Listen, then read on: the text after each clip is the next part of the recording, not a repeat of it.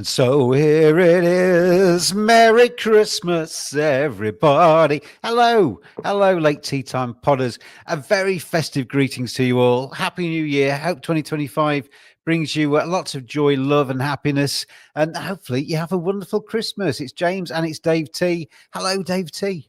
Hello. Happy Christmas. Happy Can you Christmas. say that yet? Yes, you can. Of course you can. It's the 20th of December as we record this. Okay.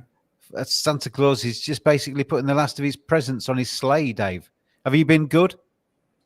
I like to think so, yes. Yeah. Dubious. But anyway, we'll see if Santa Claus has got you on the good list or the naughty list come the 25th of December. We are with you, late tea time podders, purely to say hello, purely to say happy Christmas, purely to have a little bit of a Christmas party, me and DT. And you can join in if you're watching this and you want to ask any questions or anything, or you want to throw any comments in, do so on the comments thing, and I'll read them out if I can see them. But we have got a few categories that we're going to chat about as we go through this Christmas podcast. Have you retweeted us, DT? Well, that would involve tweeting, which I'm trying not to do. Oh, honestly, we'll do it. Do it. All right. For one final time in 2024, okay. Tweet your socks off, man. And we will get people with us. We are going to, as I say, talk about various things as we go through, just silly little frivolous things, just to see where we get to. And the first one is if you could carry for one player, any player, in 2025, who would you like to be on the bag of? Let's get your answer first. Mine's pretty obvious, I think. Okay. Well, there's a few ways you can answer this. Do you want the most money? Do you want your, whatever it is, 5 to 8%? You do, don't you? I think it's more than that sometimes, isn't it? 10% possibly, yeah. I mean, if you're just picking the guy who's going to win the most money, you'd want to be on Scotty Scheffler's bag, wouldn't you? Quite clearly. His caddy's made a fortune in 2024, hasn't he? Yeah.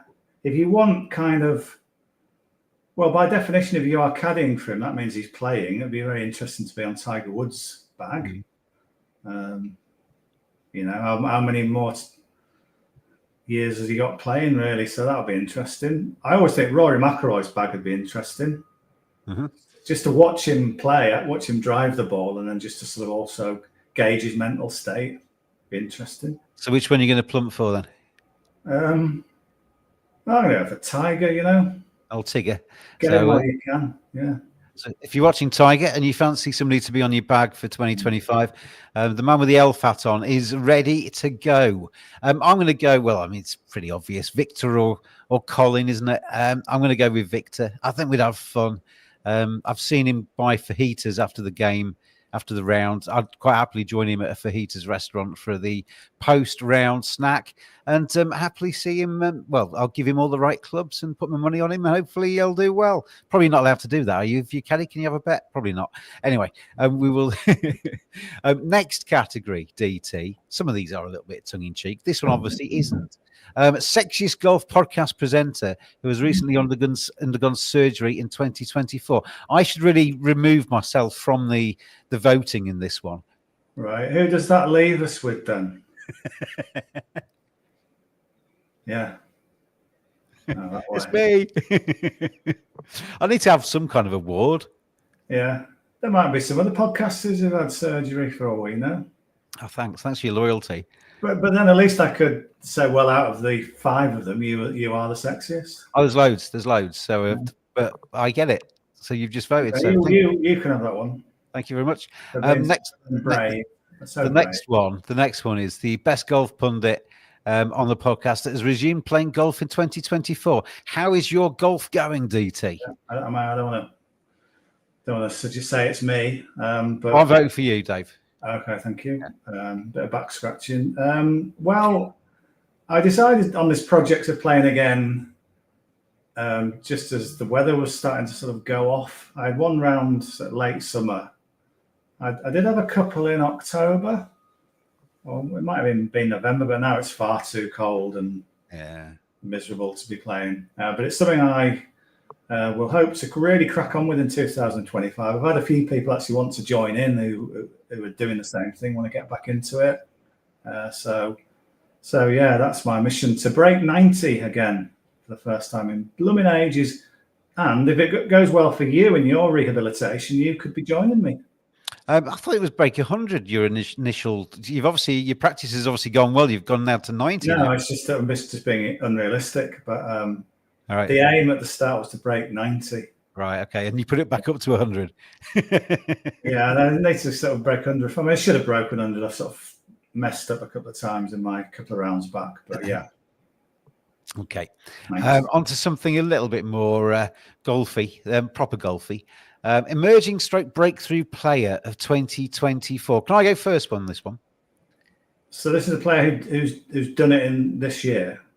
Yeah, kind of come to the fore. We might have known about him before, or even her before, but they have kind of maybe taken strides forward this season and made themselves serious contenders. My one would be little Bobby McIntyre, the Scot. Yeah, I mean, he's been around for a while, hasn't he? But he seems to have really started to believe in himself in 2024. Obviously, the Ryder Cup helped, and then he's obviously ticked off 2 PGA Tour wins as well. So he's actually put his money where his mouth is, his promise where his mouth is, and played really nicely. And I think 2025 could be quite good for Robert McIntyre.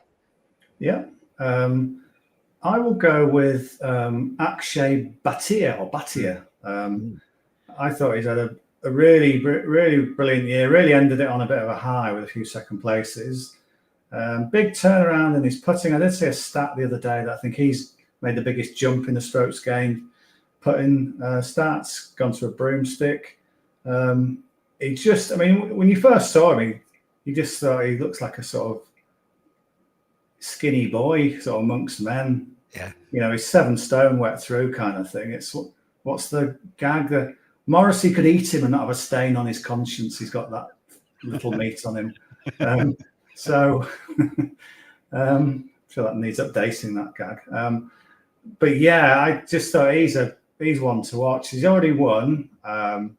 So I think he deserves the 2024 really making a leap, but I think he's going to make another leap next year. So he's won. We probably tipped him a couple of times on this podcast. Yeah. But yeah, he's one I'm really keeping an eye on. Yeah, he's been mentioned a few times, hasn't he? Actually, Bhatia, and 2025 equally could be very good for him. Seeing as I don't know how long this is going to be, let's play an advert for Manscaped.com, one of the sponsors of the Late Tea Time podcast. Thank you for their support in 2024. Here is a little advert for them. Off the back of this, we'll come back with our most memorable moment of 2024 on the golf course. Forever you and me, right by my side, where you ought to be. 'Cause if I ever were to lose you, I just don't know what I'd do. Let me hear you now.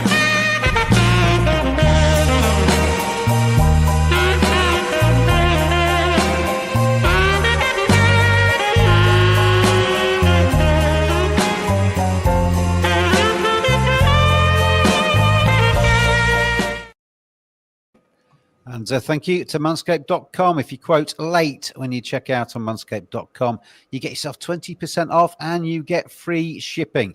It's probably too late for Christmas presents now, isn't it? Probably. You might, I mean, maybe, I don't know. But if you get some goodies, get some tokens or something, or some money in your Christmas stocking, then Manscaped.com, 20% off if you quote late. Anyway, back to our things to chalk off here. And as I say, next one was the most memorable moment of 2024. This could be one shot. It could be an entire tournament. It could be the climax of a tournament. How would you go with that one, DT?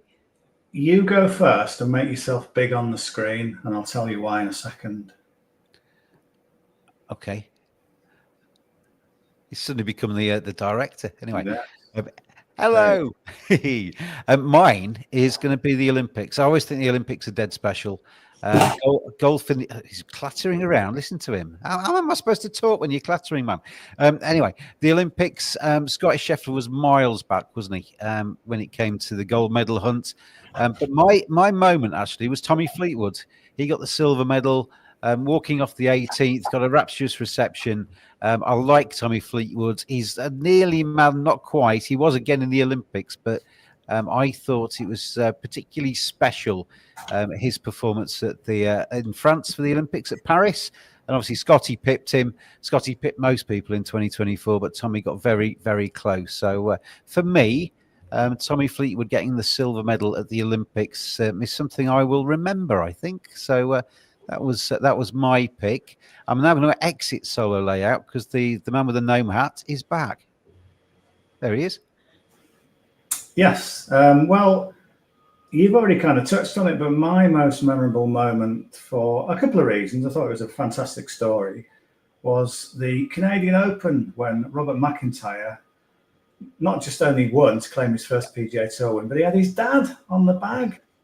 Yeah. That was just too good to be true. But the other element of that, personally for me, was I'd backed him and tipped him at 70-1. So I was all behind that story on all sorts of levels. But yeah, it was just a sort of wonderful moment. I mean, you could argue that him then going on to win the Scottish Open was huge. But it's just something about his dad being there as well. And his dad is kind of well known in sort of golf circles, such a nice bloke. But it just seemed, wow, what a good story, eh? Yeah, I think Robert McIntyre, there's not too many people don't like him. And as I say, I think he's well supported, particularly in the UK. And 2020, well, he can sit back now, can't he, at the end of this year, with his feet up, with quite a contented smile on his face, I think. I think he's achieved most of his goals in 2024, and good luck to him in 2025. This is a category you asked for. So let's start with you. 2025 Comeback King. Maybe hasn't had a good 2024, but you fancy them bouncing back. Yeah, it's all relative, isn't it? So at the end of 2023, your mate, Victor Hovland, had the world at his feet. You're like, right, 2024, he's going to win a major. He might even win 2 majors. He's going to be pushing Scotty Scheffler. And it just didn't happen at all. He changed coaches. He kind of tinkered, like all golfers do. They want to get that extra few percent. And it didn't quite work out for him. There was sporadic signs here and there. But I think as he just gathers his thoughts over the off-season and builds again, I think he will come back big time, Victor Hovland, in 2025. The comeback Viking, you could maybe even put, if you want to change that. So, yeah, I think Victor Hovland, I'm not saying he's betting, his price is particularly taken a walk in the market. He's still respected, but I think if you catch him right, I think he could win some big events. He's just got to piece the puzzle back together, and he'll be flying. I mean, I will say exactly the same thing, and I'm going to come to him later in another category as well. But I obviously disappointed with Victor. I something about Victor Hovland. I warm to him every time I watch him play. He walks around with that little wry smile on his face. He looks like he's enjoying himself. Not all the time in 2025, because it didn't go in 2024. Rather, he didn't go his way. But I think we've seen a lot of players in not just in golf, but in many sports who they burst onto the scene, do really well, and then they take a step back. It's almost like they take a breath before they go again. I think 2024 might be his breath. He'll work hard on his game because he's that kind of guy, and he'll come back strong in 2025. I'm sure of it. So, yeah, I think 2025 could be a very big year for Victor Hovland. Anyway, if we were going to give out our trophy for the best player of 2024, who would you go there? It's weird, isn't it, that there's a guy who's won 2 majors, Xander Schauffele. In any other year, that would, we wouldn't even be thinking about who to give it to. His first 2 majors, the USPGA and then the Open. But you cannot make Scotty Scheffler not your best player of 2024 for win after win after win. Yeah. He's the only thing that ever stopped him was that weird experience at the US Open when he got arrested. But I mean, that's what it took for it to. Even then, it didn't entirely throw him off course, but it just. Yeah, I've always thought he looked like a wrong 'un, Dave. Yeah, they got him in the end, didn't they? He's about as far from being a wrong 'un as you could possibly get, isn't he? You had it coming, Scotty. But that's what made that story so bizarre, wasn't it? The fact that he's as clean cut as you get, and he's getting bundled into the back of a police car. Yeah, just very strange. But yeah, he's been phenomenal in 2024. I was talking to the Guardian golf correspondent Ewan Murray last night at the Guardian Christmas party. And as he drops more names, you got any more up your sleeve? No? Well, plenty of other people there. And he was saying, he can't see past more of the same for Scheffler. Why? There's just no sign of this stopping. Ewan was saying just his iron play is sensational. Just his his hits everything hole high. I mean, you've seen those clips on YouTube where he says, "Right, I'm going to hit this 178," and then he does, and 193, 214, and he's just wow, different gravy. So I can't, he's just become a dad as well. All is in place for him. He's just got that, I think, perfect level of kind of intelligence. He's not an overthinker, but he thinks enough, and he doesn't stop and kind of change anything dramatically. He's just sort of riding a wave, and he's got a lovely home life and everything. So it's just hard to see him stopping it. I mean, no one ever dares say it, but his levels of winning are Tiger Woods-esque, which is just crazy, isn't it? That anyone could come along and do that sort of thing. But how many more wins will he get in 2025? There's a question. 8, 7, 8, 9. It's going to be interesting to see if anybody can. You sometimes see somebody steal a march and everybody else works really hard and catches up. But it's hard to see that, isn't it? Because his level, even when he has an off week, he's still in the top 10. That he drops as low as 9th or something like that. I mean, wow. That's a disappointing week. Well, it's kind of like 5th is a disappointing week for him, really. So, and the thing, it's like in the Olympics. I mentioned the Olympics and that comeback he did there, where obviously famously he goes off to the practice green and then realizes he's won it on the practice green. But he's never really too far back, is he? You kind of look at him and he's kind of 8 back after 2 rounds. You're reeling off your stats about, well, nobody from more than 5 back has won this. But Scotty Scheffler is different, isn't he? Yeah. So so he's deserving of 2024. Will be here next year saying best player of 2025, quite possibly. And as you say, and as Depeche Mode said, he's got the balance right, hasn't he? And he seems to have got everything kind of focused in the right places, and seems to be very happy at the same time. And why wouldn't you be? He's picking up his caddy, as we said, very, very happy people because he's back. His caddy, won't it, next year, of course. Yeah, if you give us a ring, Scotty, give us a ring. I can lug your bag round. Anyway, another quick break, and then we'll be back. With a little bit more chat about, I've got 2 left on here. We're going to have a pick a bet for 2025 and any New Year's resolutions. I tagged that on without telling you. Any New Year's resolutions for 2025. But me and DT are also involved in Betting Radio. If you haven't discovered it yet, sometimes when you find something that nobody else really knows about, because Betting Radio is in its infancy at the moment, and it's very special, isn't it? And then kind of I do that. I find something that nobody else knows about. I really love it, and then it gets really commercial and stuff, and I lose interest then. So now's the time. If you're like me, now is the time to get into Betting Radio. Do you enjoy the Late Tea Time podcast? Well, there's every chance you'll also love Betting Radio. You'll find Dave and James on there, plus plenty of other betting experts. Mix that together with some great music and make Betting Radio your new favourite radio station in 2025. Visit bettingrad.io to read and listen to all the latest previews, or download the Betting Radio app at the Google Play Store or the App Store. Betting Radio, the best music and the very best tips. Always gamble responsibly. Visit begambleaware.org for more information. And I am available for voiceover work as well.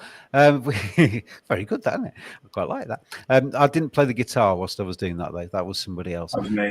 Yeah, can you imagine? I've been watching a lot of the Wham stuff, and you're on originally to my George Michael.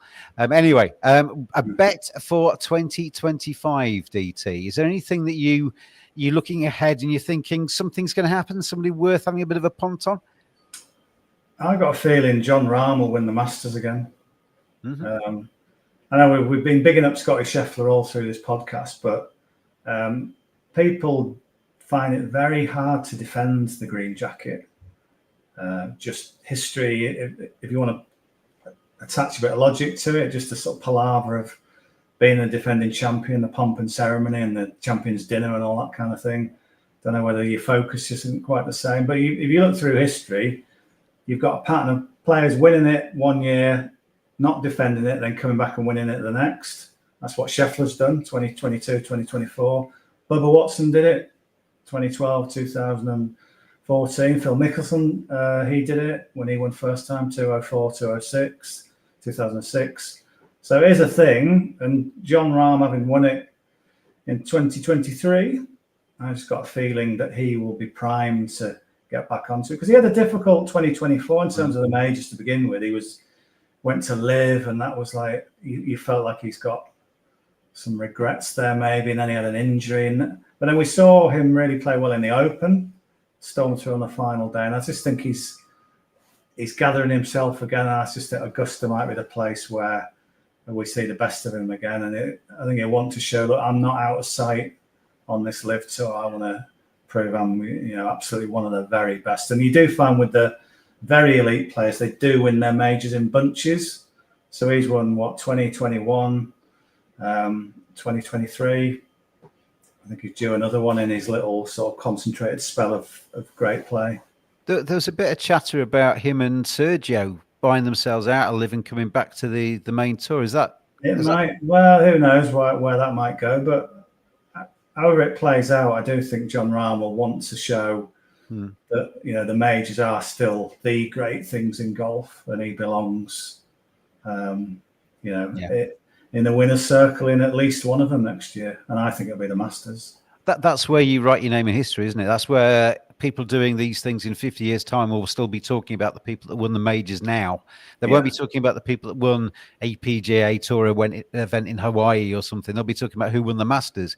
So that's where you create your legacy, and that's why they take it seriously. My bet, DT, I'm going to go back to my mate Victor. As I said, I think he's going to bounce back in 2025 and be much better and much more proactive at the top of leaderboards, etc. come 2025. I'm looking at you got a big event for him to win, or just no, I found a market on Odds Checker, which is basically major specials. It's under specials under the golf tab, to win a major in 2025. Scotty's even money. In fact, he's just the wrong side of even money. Rory second in that market, Xander Schauffele third, Jon Rahm, if you fancy him to, like DT, to win not just the Masters but any of them, he's best price of 3-1.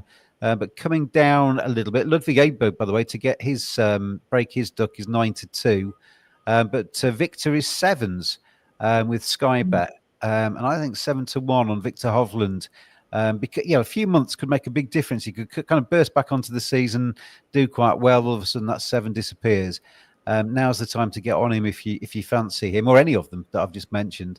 And I think he could be a force in 2025. So Victor, I'm going to have a little bit of a nibble on that. I think it's 7-1. Yeah, I mean, there's an argument that if he plays really, really well to begin with, he could go off about 14, 16s for one of those majors. So to get 7 across all 4, that's good. Yeah, I like that. I think, I think Victor's going to be a different gravy, more the 2023 gravy than the 2024 gravy, if that makes sense. Come next the new year. Let's finish off then before we say goodbye to you for 2024.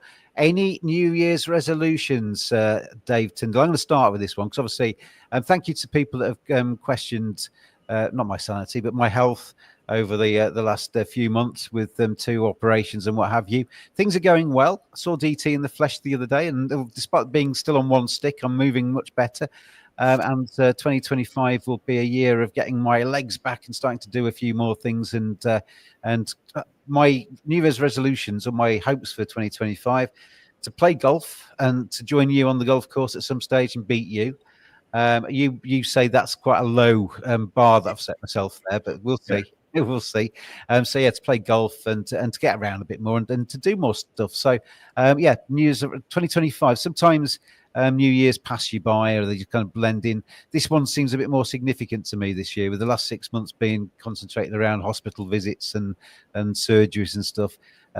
This new year seems to kind of come at exactly the right time to sweep away 2024 and literally jump into 2025 and do a few more things. So I'm actually really looking forward to the next year. And what about you, DT? That's a big waffly answer, isn't it? I'm going to be succinct. Drink more water and break 90. How about that? Do you want me to elaborate on any of those? Drink more water and break 90. Everyone says that. Everyone says I'm going to drink more water, and I've sort of do it for a couple of days and think, yeah, this is the future, and then I forget. I saw there was you see these some things pop up on your socials. There was this doctor, in inverted commas, I reckon, who was basically saying, people say they're going to drink more water. It's just rubbish. You don't need to drink any water. And you don't people say, give up cakes. No, eat cakes. People say, basically everything that you think is good for you, you're saying, don't do that. And everything you think is bad for you, you're saying, do that. And I thought, I can't remember. I didn't take his name down, DT. Donald or second name Kennedy. Was you? Yeah, probably. I didn't really pay too much attention after the first 5 or 6 lines, because I thought this is just. Where did you say that? Twitter. And he said a very rude word on this podcast there. It's absolute bumcum. It was on some socials. It was on some socials, but yeah, absolute nanas to that. But yeah, drink more water and break 90, and I'm going to break 89 and beat you by 1 shot. Okay. Anyway, DT, thank you for that. Hopefully, you will join us again in 2025, Late Tea Time Podders. DT, and to everybody out there, happy Christmas. Yeah, and to you, happy Christmas, everybody. And we wish you a lovely time with your families, friends, whatever you're doing over the next few couple of weeks. Enjoy yourselves, and we wish you a very, very special 2025. As always, this has been a Sports Broadcast Media production, and we will see you again, everybody, in 2025. Have a good time. Bye-bye.